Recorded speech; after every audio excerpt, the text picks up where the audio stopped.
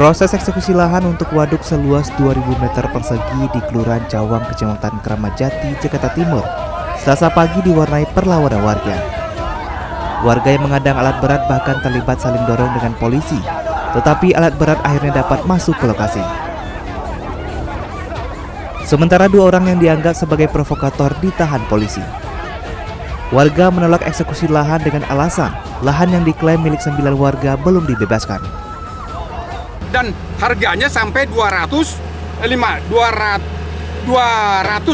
miliar kurang lebih. Kan gitu. Pertanyaannya, ini dari mana KSO punya tanah? Ini kan punya rakyat. Mereka belum bebaskan. Gitu. Mereka belum bebaskan. Dan lagi ini sedang di pengadilan. Setiap objek di pengadilan itu status quo. Tapi mereka pakai kekuasaan. Bagaimana rakyat mau mempertahankan haknya kalau mereka pakai kekuasaan? Kepala Bagian Hukum Pemkot Jakarta Timur mengatakan, lahan yang dieksekusi merupakan lahan yang akan menjadi bagian waduk untuk mengendalikan banjir di permukiman warga sekitar. Nah, inilah yang sedang kita usahakan agar waduk ini bisa terwujud untuk pengendalian banjir di masyarakat sekitar. Tujuannya adalah ke sana gitu. Namun dari sebagian teman-teman warga juga memiliki tuntutan lain mengenai lahan. Nah, ini akhirnya terjadi persinggungan. Pemerintah Kota Jakarta Timur juga menampik adanya tudingan pembangunan waduk sebagai tempat pembuangan limbah dari apartemen, melainkan untuk mengendalikan banjir di kawasan tersebut. Stefanus Wanggai, Jakarta. Di informasi kali ini, niat hati menghindari razia lalu lintas, sejumlah pengendara motor justru jadi terlibat kecelakaan di kawasan Pasar Baru, Jakarta Pusat. Sementara di Tangerang, Banten menghindari razia knalpot bising, seorang pemotor juga nyaris menabrak kendaraan lainnya saat melawan arus lalu lintas. Saat diperiksa petugas ternyata ia juga membawa minuman keras. Dua sepeda motor seketika jatuh usai bertabrakan saat melintas di kawasan Pasar Baru, Jakarta Pusat, Selasa pagi. Peristiwa berawal saat seorang pengendara motor panik melihat razia lalu lintas yang ada di depannya. Berniat menghindari razia, pengendara motor kemudian menghentikan laju sepeda motornya secara mendadak. Nahas, pengendara motor lainnya yang berada tepat di belakangnya tak bisa menghindar.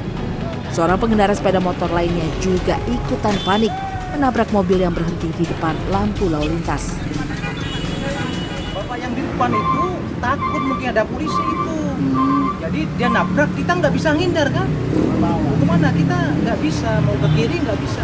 Jadi ngerem mendadak gitu ya Pak? Ngerem mendadak.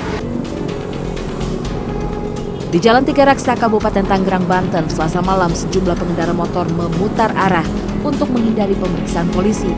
Para pengendara motor yang panik ramai-ramai melawan arus lalu lintas untuk menghindari razia knalpot bising.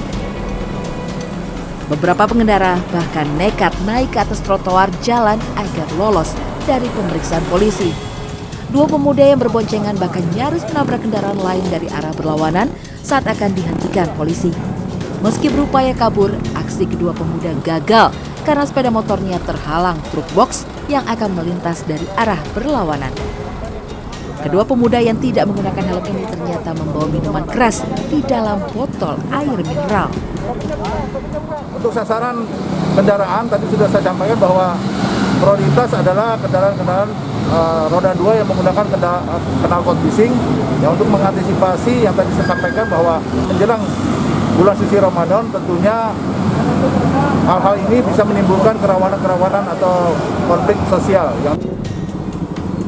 Lebih dari 100 pengendara motor yang melanggar dikenakan sanksi tilang. Razia surat-surat kendaraan dan knalpot bising ini akan terus dilakukan selama bulan Ramadan. Tim Liputan CNN Indonesia.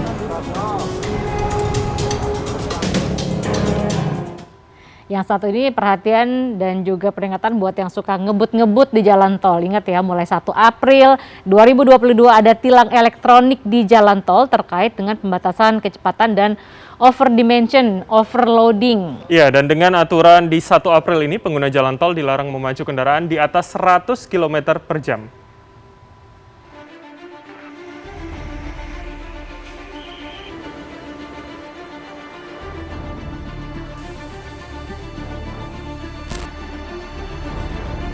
Jalan tol memang jalan bebas hambatan, tapi bukan berarti Anda boleh bebas ugal-ugalan. Mulai 1 April 2022, Korlantas Polri memberlakukan tilang elektronik, salah satunya terkait dengan pelanggaran batas kecepatan di ruas jalan tol yang tidak boleh lebih dari 100 km per jam sesuai aturan yang berlaku. Jika kendaraan melaju melebihi batas maksimal, secara otomatis akan terekam oleh speed kamera yang terintegrasi dengan sistem tilang elektronik Korlantas Polri. Pembatasan kecepatan di ruas jalan tol ini tertuang dalam peraturan pemerintah tentang lalu lintas dan angkutan jalan dan peraturan Menteri Perhubungan mengenai tata cara penetapan batas kendaraan. Jika mengacu pada aturan, batas kecepatan paling tinggi adalah 100 km per jam dan terendah 60 km per jam di ruas jalan tol. Yang jelas, maksimal batas kecepatan adalah 100 km per jam. Itu apa? Error kameranya berapa persen, itu yang kita hitung. Ya, sehingga kita bisa validasi di sini. Kita verifikasi kendaraan-kendaraan yang melanggar batas kecepatan berapa yang kita kasih konfirmasi. Dari hasil capture tentu ada 100 divalidasi. Mana yang memenuhi syarat, terutama syarat material ya, hasil gambarnya dan sebagainya divalidasi, diverifikasi, baru diberikan surat konfirmasi kepada alamat yang ada di STNK. Artinya kepada pemilik kendaraan bermotor tersebut. Meski banyak yang belum mengetahui aturan batas kecepatan di jalan tol, sejumlah pengendara menanggapi positif aturan yang satu ini. Tahu nggak sih batas minimal dan maksimal itu berapa? Nggak tahu sih saya. Nggak tahu. Tapi setuju nggak kalau maksimal 100 km per jam?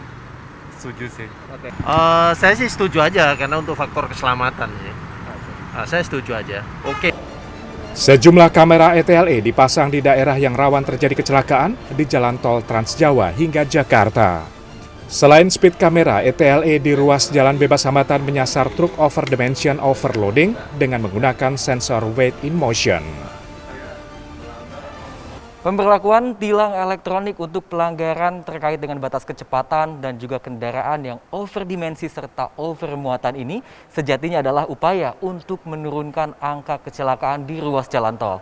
Data Korlantas Polri menunjukkan sepanjang tahun 2021 saja ada 1.345 kecelakaan di ruas jalan tol yang mengakibatkan sedikitnya 188 orang meninggal dunia.